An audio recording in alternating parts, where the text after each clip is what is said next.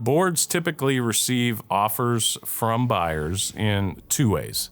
Number one is a formal auction process where the board engages an investment banker to find prospects on the acquirer side to purchase the bank.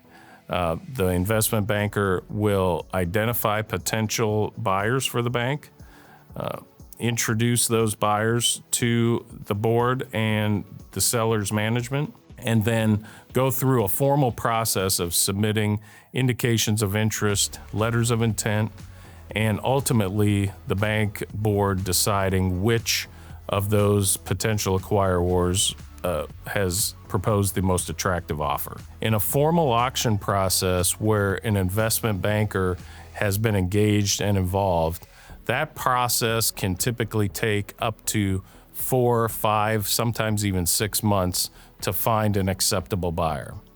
The reasons for that are varied as well. The number of institutions that are contacted in order to submit indications of interest can be quite large in certain respects. And so whittling those buyers down to an acceptable group where the board can make a decision to choose one buyer over another can take time. But sometimes that is beneficial to the bank's board because the board can be comfortable that they're maximizing the value of the institution. The second way that banks typically receive offers are from individual negotiations, individual offers received from other institutions, typically those institutions that are familiar with the selling bank, familiar with the bank's board, and familiar with the chief executive of the selling institution.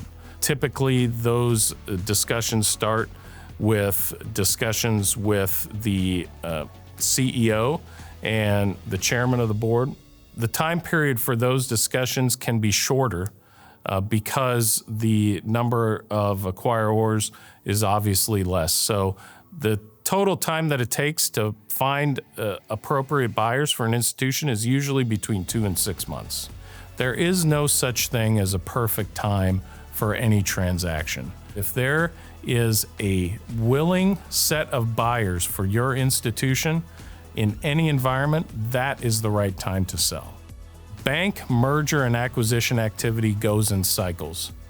As we've seen over the last several years in the macroeconomic environment, bank M&A has been less because of outside forces acting upon institutions and the value of those institutions. The key for boards to understand is you can execute a transaction in any environment as long as you have a set of buyers that is there and willing to buy your institution.